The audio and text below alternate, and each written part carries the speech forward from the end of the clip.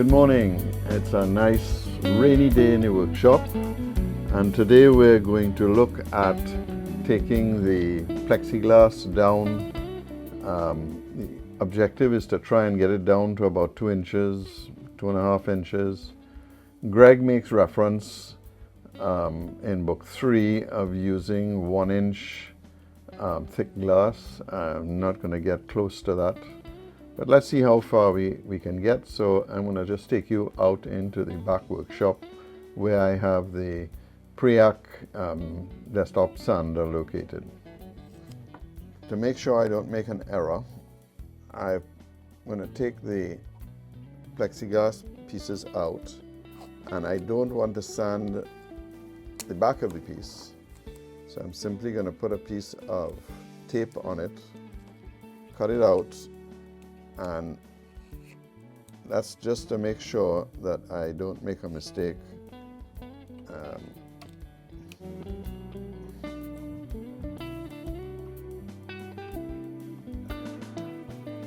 And I'm going to do that for each one of these pieces.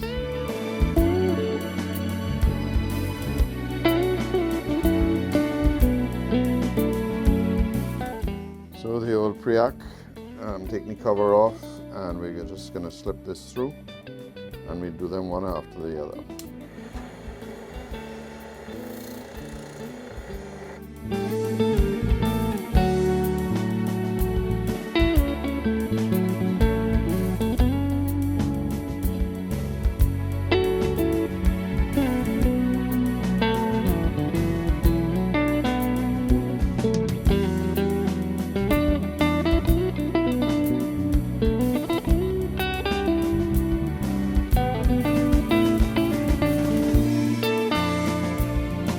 Brought them down to 2.5 inches, and I did get a little bit of streaking on the piece, so I'm just going to put them on a piece of sandpaper and do it around, do it to each one until I get an even sanded surface.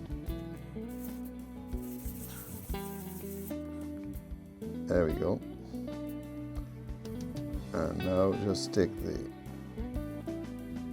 tape off, and there's that frosted glass look that I wanted to get, and the thickness is just about 2 inches, which I think is pretty good.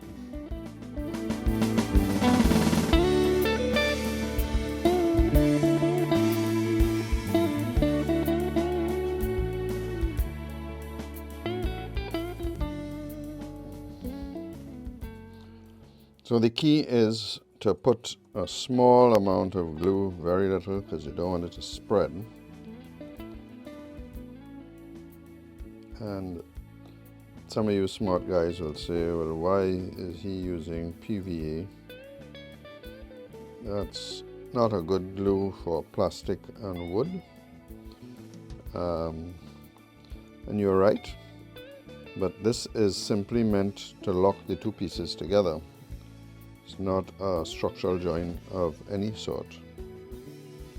And the good thing again with PVA is if you make an error and you get some of the glue on the plastic, simply wipe it off on your shirt, which you'll get clean. With any other glue, you're going to have a cleanup problem.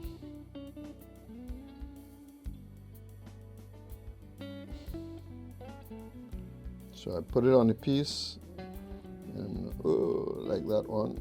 So here we've screwed it up, and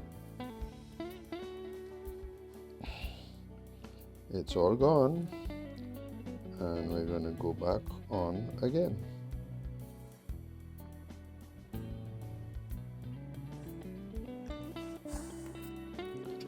So pushing it against a square piece.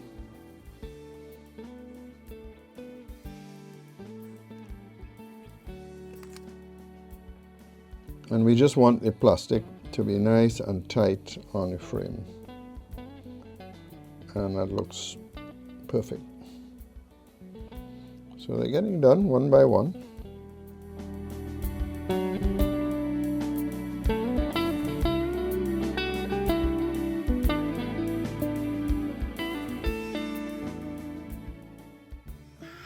Of course, everything I say doesn't always work out perfectly. So a few of them, the PVA glue is simply not holding. So I'm going to put a little epoxy, and again the key is the tiniest amount right on the edge of the frame, because when you go to fit the plastic onto the frame, if it moves a little bit, you're going to end up getting epoxy on the part that you don't want any. You want a nice clean plexiglass.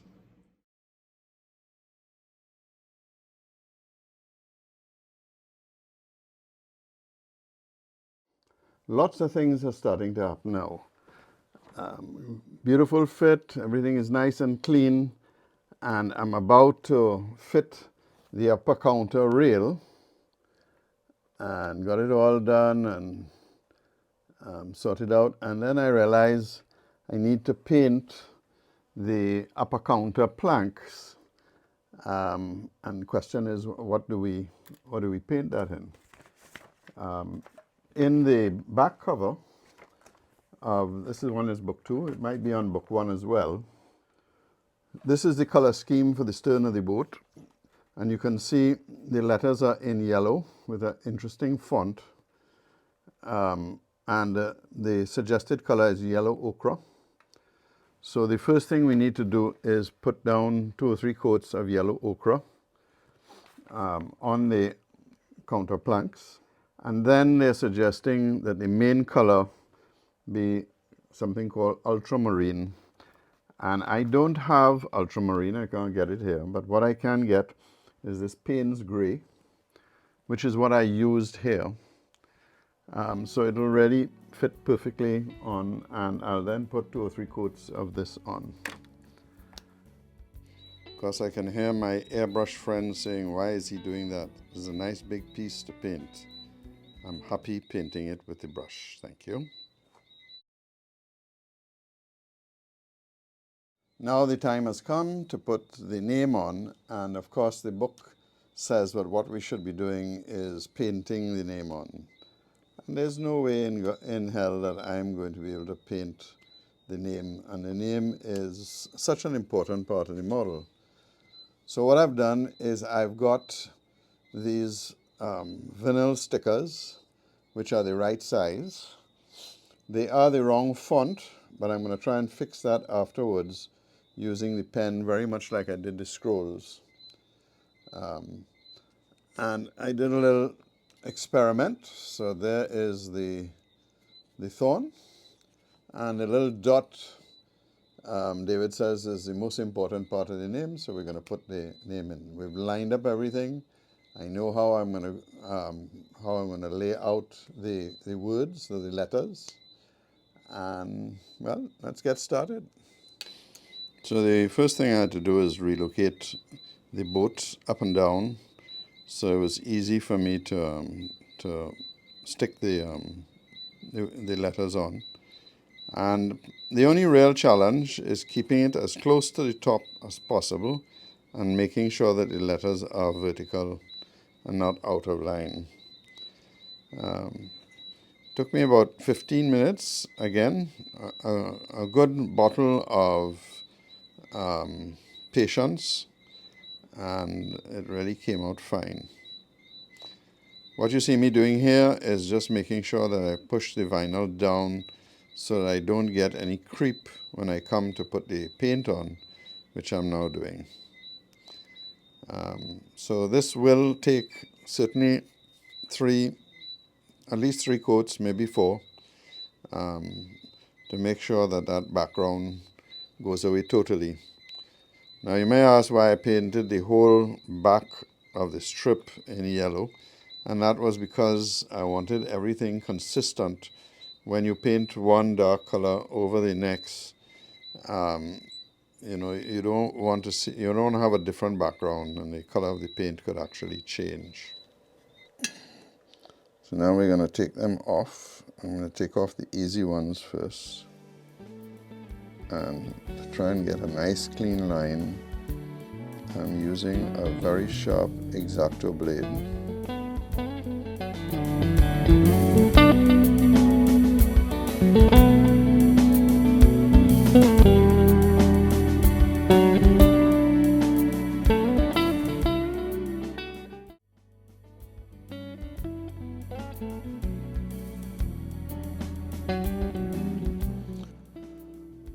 I'm not very happy. We got some bleed through on the yellow ochre of the dark paint. The great thing about this is I can sand it all off and start again. I am going to try first to see if I can clean it up using my pen and some sharp lines. But failing that, I'm just going to sand it all off and try again. Back to the drawing board I went, and clearly the key to this whole thing is the undersurface has to be absolutely perfect. So I'm going to use the airbrush, but the first thing I've done is sanded it again with very fine sandpaper, because the bleed will only happen if the bottom surface isn't perfect. So if I can seal that better, if I can make it even that much smoother. So I've used some of this white gesso primer, and I'm going to put on about 3 coats, let it dry properly, sand it off, put on another 2 coats and do the same thing, and then airbrush on the yellow ochre. So I'm going to be mixing up some pots of that, and then finally airbrush on the Payne's Grey. And I've already got a lovely flat finish there now. Very happy with it. I'm still going to put some 1600 emery paper on it to really get it smooth, because it's the lines that will be in the wood and on the paint that will cause the paint to run from the grey through to the yellow. So the smoother I can get the surface, the better. And just to brush up, I went on to the Nautical Research Guild. Kurt Van Dam had done a lovely presentation not too long ago on airbrushing. And I'm afraid I have to violate some of Kurt's rules, because I did go down to our local paint supply store, and there was no pre-mixed paint for yellow ochre. I did find some iridescent yellow, some metallic yellow, some opaque yellow, and I'm not sure if you could see this. This is really the yellow ochre, and this is the color that David recommends in the book.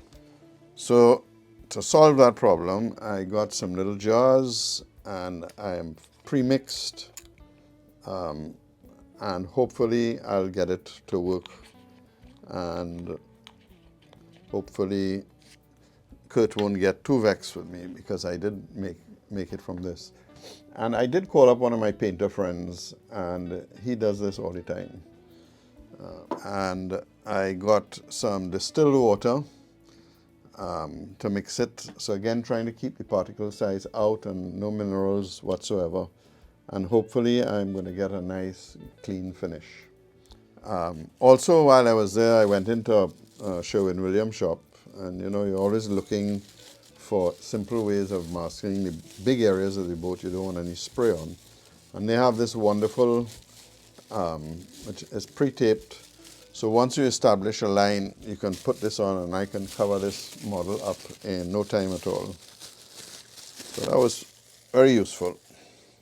So the first thing we're going to do is we've laid out my background so there's no back spray. Set up my vacuum so it's going to suck some air, open the windows, and we have a ceiling fan on top. And now we're going to mask out the boat.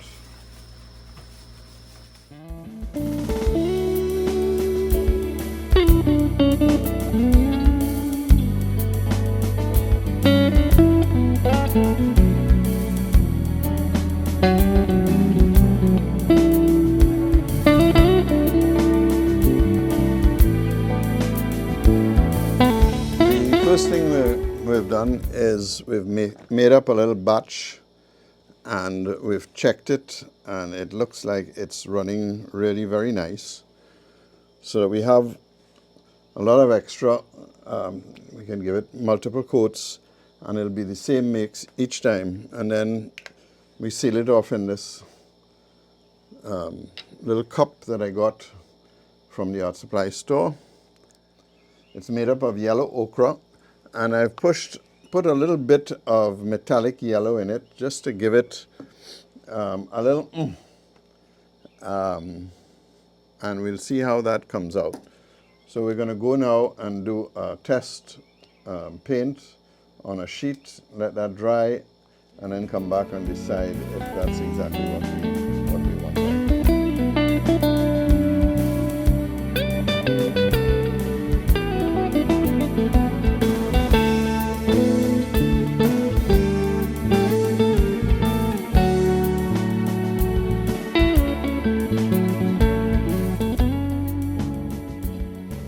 I am very happy with the color. It's exactly what I want.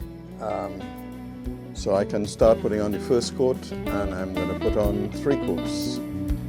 So here we go. Another little stir, running very nicely.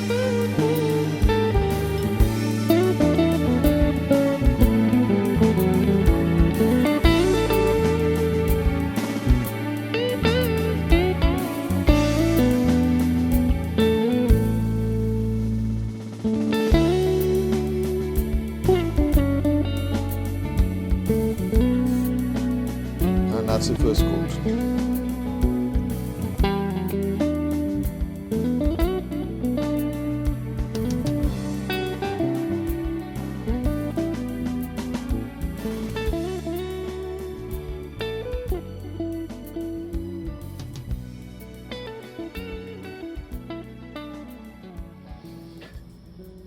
And this is a little trick I saw on YouTube to give a little back pressure cleaning. You press the wind down, hold it back, and then let it bubble through, which is forcing the air to come up into the bowl.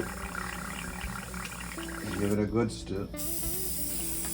And then you can see I'm getting just straight water now.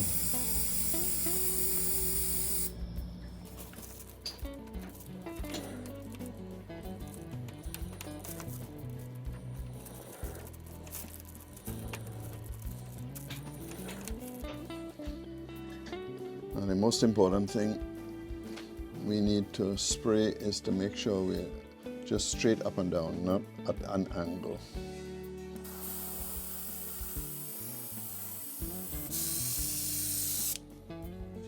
And that's it, first coat. There might be a tendency to want to put more paint on it. It's better to put 3 light coats than 1 or 2 heavy coats and risk the paint dribbling or speckling.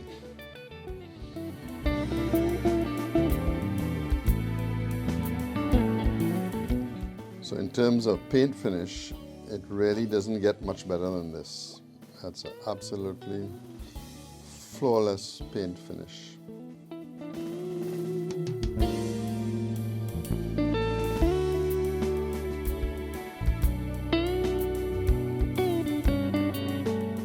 I still have a small amount of runoff. It's a huge improvement.